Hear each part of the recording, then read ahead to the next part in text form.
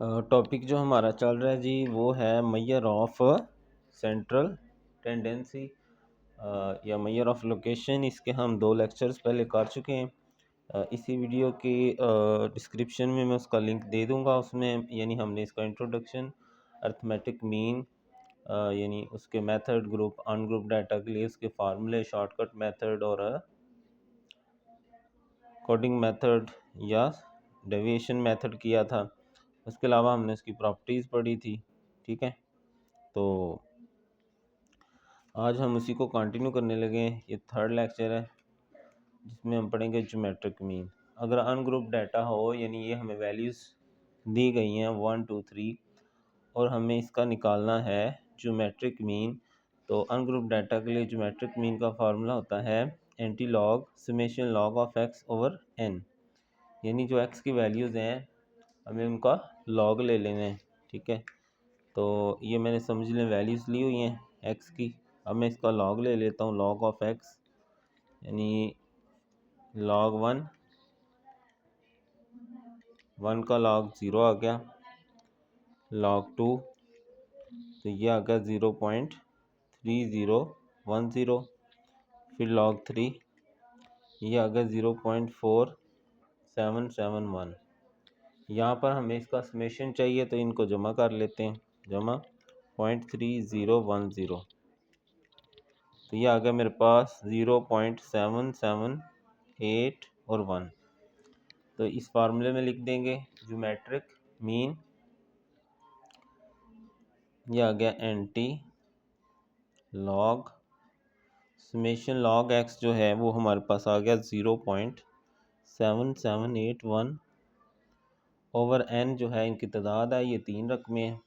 ठीक है, anti log, इनको डिवाइड कर लेते हैं, डिवाइडेड बाय 3 तो ये आ गया 0.259। अब जो आगे 5वीं रकम है 4 से बढ़िया राउंड करेंगे तो इधर 1 का इजाफा हो जाएगा। अब इसका हम एंटी लॉग ले लेंगे, सिंपल शिफ्ट लॉग और ये इक्वल दबा दिया तो ये आ गया मेरे पास एंटी लॉग 1.8171, क्योंकि ये आगे वाली बड़ी है तो इधर 1 का इजाफा हो जाएगा। ठीक है, तो ये जी हमारे पास सिंपल ज्योमेट्रिक मीन। ठीक है, इसका एक डायरेक्ट मेथड भी होता है, उसमें हमने क्या करना होता है वो इसकी डेफिनेशन भी है। जितनी वैल्यूज़ हों उनको हमने बाहर लिख देना है, नंबर ऑफ़ वैल्यूज़, और अंदर उन वैल्यूज़ को मल्टीप्लाई कर देना है ऐसे। ठीक है, इस तरह डायरेक्ट निकल जाता है। कैसे निकलेगा देखिए, पहले हम 3 लिखेंगे, शिफ्ट ये वाली, इसमें अगर आप देखो ना ये होल है, होल पावर, अंदर ब्रैकेट में 1 × 2 × 3 ब्रैकेट बंद, ब्रैकेट लगाना ज़रूरी है और इक्वल दबा देंगे। ठीक है, गौर करें तो वही आंसर आए। ओके, इस तरह भी कर सकते हैं और इस तरह भी कर सकते हैं। अगर हमें ग्रुप्ड डाटा दिया गया हो, यानी क्लासेस वाला डाटा दिया गया हो, फ्रीक्वेंसी दी गई हो, तो फिर जो है फार्मूला जो है चेंज हो जाएगा, anti log summation F log of x over summation F. ठीक है, एफ तो है, एक्स नहीं है, तो एक्स जैसे पीछे भी हम एक क्वेश्चन करके आ चुके हैं, एक्स मरा जो क्लासेस होती हैं उनको हमने ऐड करना है और 2 से डिवाइड करना होता है, ये एक्स होता है हमारे पास। इस तरह 11.16 ओवर 2, 17 + 22 ओवर 2, इस तरह ये हमारे पास एक्स आ जाएगा। तो ये पहला तो आ जाएगा 15 डिवाइडेड बाई 2, ये आ गया 7.5, आगे 11.16 डिवाइडेड बाई 2। ठीक है, पहले इक्वल दबा के उसको जमा कर लेना, डायरेक्ट नहीं लिखना वरना गलत हो जाएगा। ठीक है, 17 + 22, पहले ये ऐड हो गया तकसीम 2, तो ये आ गया हमारे पास 19.5। अब इसका ले लें लॉग एक्स, तो ये मैं लास्ट वाली लिखी हुई है, पहले इसी का ले लेता हूँ, तो ये आ गया 1.2900, लॉग 7.5, पहली वैल्यू का आ गया 0.875, इसको राउंड करेंगे तो 1 हो जाएगी। उसके बाद लॉग, अच्छा ये सवाल नहीं है, ये जस्ट आपको तरीका बताया जा रहा है कि क्वेश्चन कोई भी हो सकता है, इस तरह ही करेंगे। 1.1303, अब हमें जो यहाँ चाहिए एफ लॉग एक्स चाहिए, यानी एफ वाले कॉलम को लॉग एक्स वाले कॉलम के साथ मल्टीप्लाई करना है। एफ लॉग एक्स, एफ को इसके साथ मल्टीप्लाई कर दें। ये लास्ट वाली वैल्यू सेंटर पर लिखी हुई है, इसको मैं 2 से मल्टीप्लाई करता हूँ तो ये सेंटर वाली वैल्यू आ जाएगी। तो ये आ जाएगी 2.2607। 7 को इससे मल्टीप्लाई करेंगे, 7 मल्टीप्लाई 0.8751, तो ये आ गया मेरे पास 6.1257। 1 से करेंगे तो यही आ जाएगी। तो ये हमारे पास आ गया एफ लॉग एक्स का कॉलम। अब हमें यहाँ सिग्मा यानी इसका समेशन चाहिए, मजमुआ चाहिए, इन सबको जमा कर लेंगे। प्लस 2.2607 प्लस 1.2900, तो ये आ गया हमारे पास 9.6764। तो इस फार्मूले के अंदर ये वैल्यूज़ हम रख देंगे। Anti log summation F log x आया है 9.6764 ओवर समेशन एफ कर लें, ये 10 आ रहा है, तो बराबर एंटी लॉग 10 से इसको तकसीम कर दें तो ये आ जाएगा 0.96764। अब इसका शिफ्ट लॉग लेंगे तो एंटी लॉग आ जाएगा, शिफ्ट लॉग ये आ गया 9.28197। राउंड करेंगे तो ये 20 हो जाएगा वैसे। ठीक है जी, ये था हमारे पास ज्योमेट्रिक मीन, ग्रुप डाटा और अनग्रुप डाटे के लिए। अनग्रुप डाटे के लिए क्या फार्मूला था, anti log f summation log x over n, यानी जो भी हमें वैल्यूज़ दी होंगी उनका सिंपल हमने लॉग लेना है, उनका समेशन करना है, यहाँ रखेंगे और एन नंबर ऑफ वैल्यूज़ होती हैं। और डायरेक्ट मेथड मैंने ये बताया कि सिंपल जितनी वैल्यूज़ हैं वो बाहर लिखेंगे, अंदर उन वैल्यूज़ को मल्टीप्लाई करके कैलकुलेटर से मैंने आपको डायरेक्ट इसका मेथड बता दिया।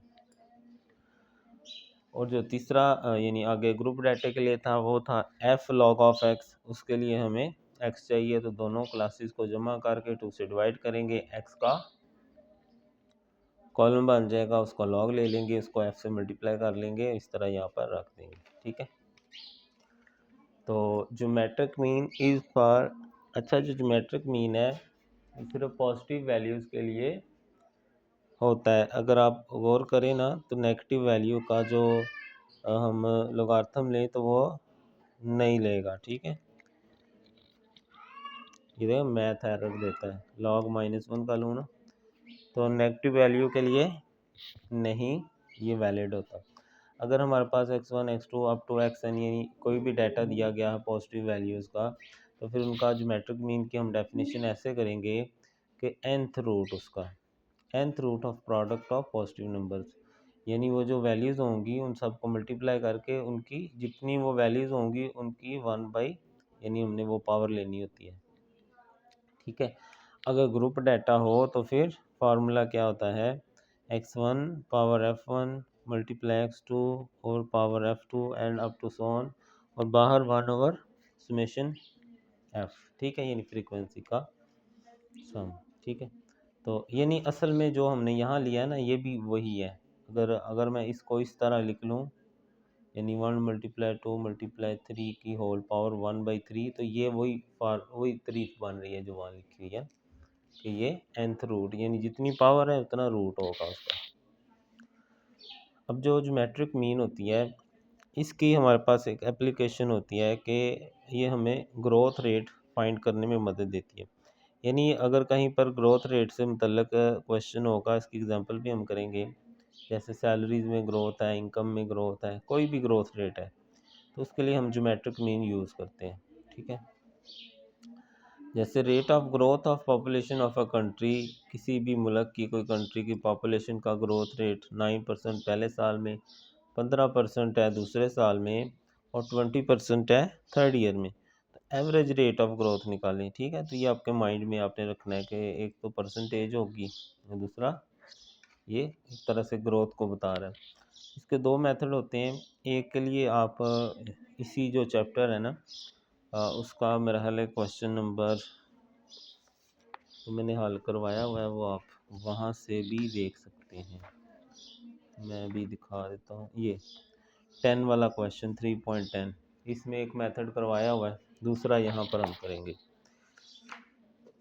तो फर्स्ट रेट क्या है, यानी 9 है, उसको हमने 1 पॉइंट यानी 1 खुद से ऐड कर लेना है, ये कमी बेसिकली होता है। ये तरीका कार क्या है दूसरे लफ्ज़ों में, 1 प्लस 9% पहले साल के लिए, दूसरा रेट सेकंड रेट को R2 कह देते हैं, 1 प्लस 15% और तीसरा 1 प्लस 20%। तो 9% का मतलब 9/100 या 0.09 है, ये आ जाएगा। इसी तरह ये 0.15 को 1 में जमा करेंगे, ये आ जाएगा, और तीसरे का ये आ जाएगा हमारे पास, ठीक है। उसके बाद वही nth रूट वाला फार्मूला, 3 हमारे पास values R1 R2 R3 over whole power 1/3 ले लेंगे, इनकी वैल्यूज रख देनी है, इन सब को मल्टीप्लाई करके इसकी होल पावर 3 ले लेंगे, या दूसरे लफ्ज़ों में जैसे मैंने पहले किया 3 लिखेंगे, शिफ्ट के साथ ये पावर ले लेंगे, ये उल्टा V जो लिखा हुआ है, ठीक है, ये वाला, और ब्रैकेट में 1.09 मल्टीप्लाई 1.15 मल्टीप्लाई 1.20 ब्रैकेट बंद और इक्वल दबा देंगे, तो ये हमारे पास आ जाएगा। और 7 - 1 हमने करना है जो शुरू में ऐड किया था, तो ये आ जाएगा।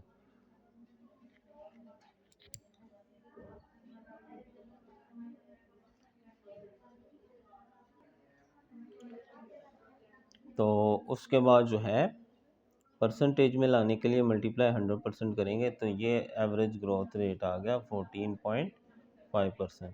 यानी कोई भी ऐसा क्वेश्चन होगा जिसमें ऐसे ग्रोथ रेट से रिलेटेड क्वेश्चन होगा, तो आप सिंपली क्या करेंगे,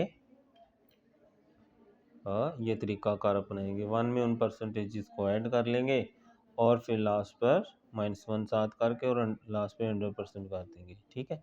तो ये था जी हमारे पास ज्योमेट्रिक मीन, और इसकी हमने एप्लीकेशन भी पढ़ ली कि डायरेक्ट मेथड क्या है, ग्रुप डाटा के लिए क्या है, ग्रुप डाटा के लिए क्या है, इसकी डेफिनेशन क्या है, और इसकी एप्लीकेशन भी हमने पढ़ ली, ठीक है। जो नेक्स्ट टॉपिक है हमारे पास वो है हार्मोनिक मीन। हार्मोनिक मीन अगर इसकी डेफिनेशन देखें तो क्या है, number of all values divided by sum of all reciprocal of the values. तो उससे में यानी जो नंबर ऑफ वैल्यूज़ हैं, जितनी वैल्यूज़ हैं वो हम ऊपर रखेंगे और डिवाइड करेंगे वैल्यूज़ के रेसिप्रोकल के साथ, तो हमें क्या हासिल होगा, हार्मोनिक मीन, ठीक है। तो अगर ये फार्मूला है n over summation 1 over x, n से मुराद नंबर ऑफ वैल्यूज़ जो कि 3 हैं, उसके बाद हमें 1 ओवर x का समेशन चाहिए, वो निकाल लेंगे। उसका तरीकाकार ये होता है, यानी कि सब को 1 के साथ डिवाइड कर दें, 1/1 1/2 1/3, 1/1 तो 1 होता है, 1 डिवाइडेड बाई 2 करें तो ये 0.5 होता है। तो जो दूसरा तरीका इसका ये होता है, ये देखें, ये मैंने लिखा 2, और 2 के ऊपर ये आपको ये नज़र आ रहा है, चले आपको कैलकुलेटर के बटन भी सारे यूज़ करने आ जाएंगे, वैसे तो 1 से भी हो जाता है। ये देखें, ये वाला बटन जो इनवर्स के लिए होता है, ये मैंने दबाया, देखें वही आंसर आया, ठीक है। आगे मुझे 3 का चाहिए, फिर ये दबाऊंगा तो ये 3 का आ जाएगा, 0.333 काफ़ी है। अब इनको ऐड कर लें तो ये आ जाएगा 1.833, यहाँ रख दें 1.833, इनको अब तकसीम कर देंगे, 3 डिवाइडेड बाय 1.833, ठीक है। तो ये आ गया हमारे पास 1.636। ये आपकी बुक में क्वेश्चंस तो नहीं है, लेकिन जस्ट कह लें कि आपकी प्रैक्टिस के लिए मैं करवा रहा हूँ, ताकि क्या कहेंगे, साथ साथ, क्योंकि एग्जांपल्स अगर हम करते जाएंगे ना तो ज़्यादा अच्छा हमारा हो जाएगा, ठीक है। उसके बाद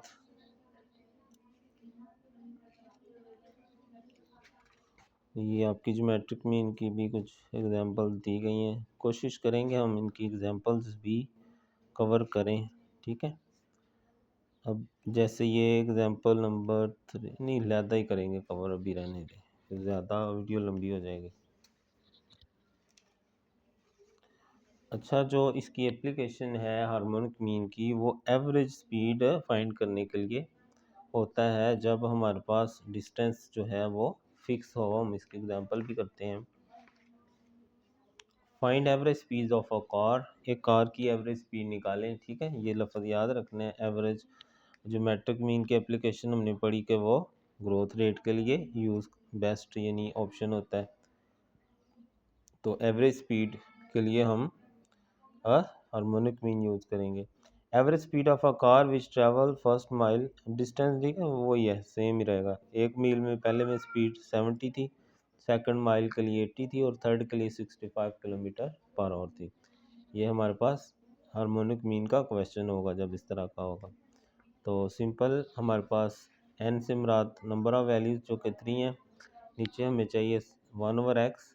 उसके लिए मैंने बताया कि आप या तो इसको 1 से डिवाइड कर लें या फिर सिंपल 70 लिखें और ये वाला रिवर्स ले लें, तो ये वही काम करेगा जो 1 तकसीम 70 ने करना है। तो ये आ गया 0.0143 राउंड करेंगे ना अगर, तो ये इधर एक का इजाफा हो जाएगा। ऐसे 80 का ले लेंगे तो ये आ गया 0.0125। ऐसे 65 को ले लेंगे तो ये आ गया 0.0154। इनको ऐड कर लेंगे 0.0125 प्लस 0.0143, तो ये आ गया मेरे पास 0.0423। ये से डिवाइड कर देंगे 0.0423, इनको डिवाइड कर लें तो ये आ गया 71 पॉइंट, यानी उसकी जो एवरेज स्पीड है वो 71.11 थी। ठीक है, अगर हमें ग्रुप डाटा दिया गया हो तो फिर हार्मोनिक मीन का फार्मूला होगा summation F over summation F over x. Summation F कर लें तो ये 6 आ रहा है, ऊपर 6 आ जाएगा। उसके बाद हमें एक्स और एफ ओवर एक्स चाहिए। एक्स बिल्कुल सेम जिस तरह पीछे निकाला था, क्लासेस को जमा करेंगे और 2 के साथ डिवाइड कर देंगे। ठीक है, 2 + 5 divided by 2, 6 + 9 divided by 2, 10 + 13 divided by 2। तो ये आ जाएगा हमारे पास 5 + 2 7 डिवाइडेड बाई 2, तो ये आ गया 3.5। आगे 15 आएगा डिवाइडेड बाई 2 7.5। आगे 10 + 13 23 डिवाइडेड बाई 2, तो ये आ गया 11.5। यहाँ हमें चाहिए एफ ओवर एक्स का समेशन। उसके लिए पहले हम एफ ओवर एक्स बना लेंगे। ये एफ है और ये एक्स है। ठीक है, 1 तकसीम 3.5, 2 डिवाइडेड बाई 7.5 और 3 डिवाइडेड बाई 11.5। ठीक है, आपकी बुक में कोई भी सवाल हो सकता है, यहाँ जस्ट आपको इसका मेथड करवाया जा रहा है कि ये अगर इस तरह का क्वेश्चन होगा तो उसको आपने कैसे करना है। 1 डिवाइडेड बाई 3.5 तो 0.2857। 2 डिवाइडेड बाई 7.5 तो ये आ गया 0.2667 राउंड करेंगे तो। 3 डिवाइडेड बाई 11.5 तो ये आ गया 0.2609। इनको ऐड कर लेंगे क्योंकि यहाँ हमें समेशन चाहिए एफ ओवर एक्स का, तो इन तीनों को ऐड कर लेते हैं। प्लस 0.2667 प्लस 0.2857, तो ये आ जाएगा हमारे पास 0.8133। इसको यहाँ रख देंगे और 6 के साथ डिवाइड कर देंगे। 6 डिवाइडेड बाय ये रकम ये लिखी हुई है यहाँ पर, तो मैं आंसर लिख के ओके कर दूँगा। तो ये आ गया मेरे पास 7.3776। ठीक है, तो इस तरह ये हमने ग्रुप डाटा और अनग्रुप डाटा के लिए ज्योमेट्रिक मीन निकाल लिया और इसकी एप्लीकेशन भी हमने देख ली कि जो हार्मोनिक मीन है ये हमारे पास एवरेज स्पीड फाइंड करने के लिए होता है, जबकि पीछे जो हमने ज्योमेट्रिक मीन किया वो हमने पढ़ा कि वो जो ज्योमेट्रिक मीन है वो एवरेज ग्रोथ रेट फाइंड करने के लिए यूज़ होता है। ठीक है, आगे जी प्रॉपर्टीज़ हैं ज्योमेट्रिक मीन की कि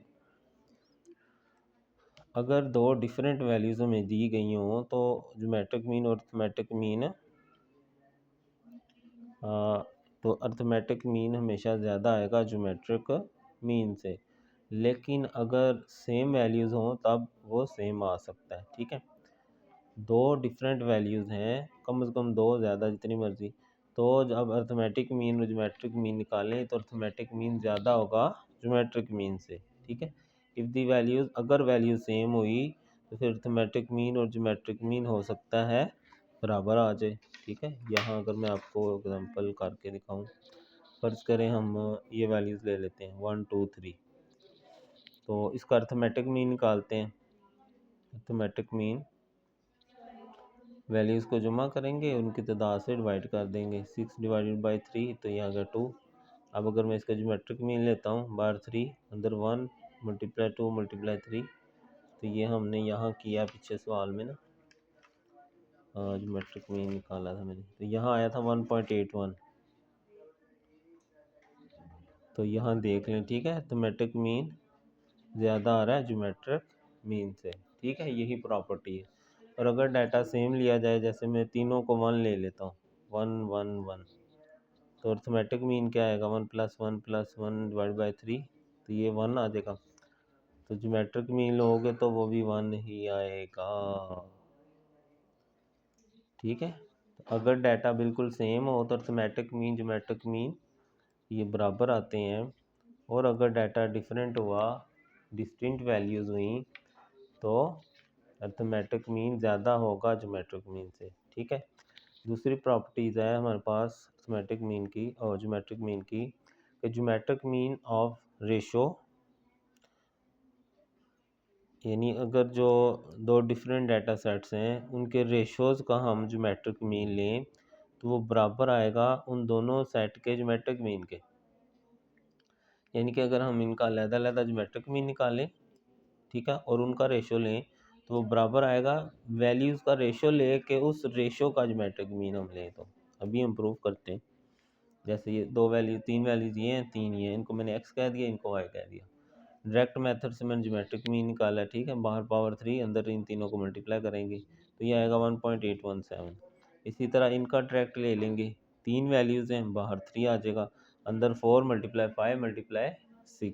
ठीक है, तो ये 4.93, इन दोनों का मैंने रेशो ले लिया तो ये आ गया 0.36। ये आ गया उनके ज्योमेट्रिक मीन का रेशो। अब इनकी वैल्यूज़ का रेशो, ठीक है, ऑब्जर्वेशंस का।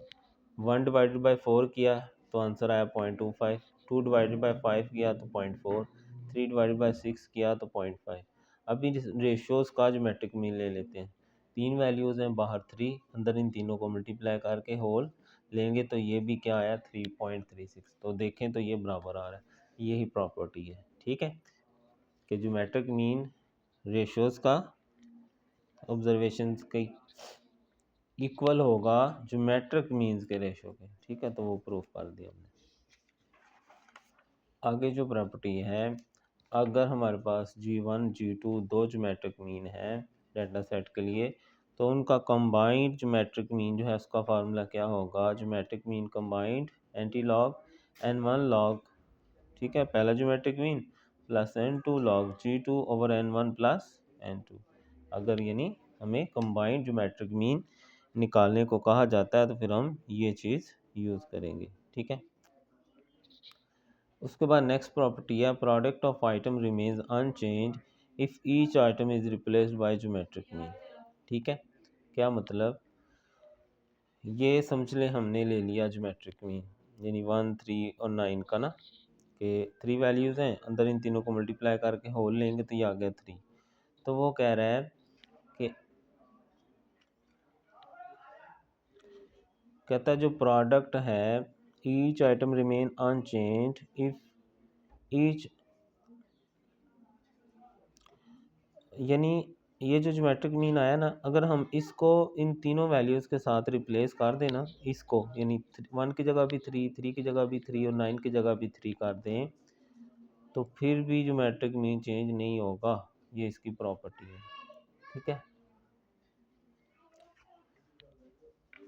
उसके बाद इसकी मेरिट्स और डीमेरिट्स हैं, तो वो हम नेक्स्ट वीडियो तक ले जाते हैं।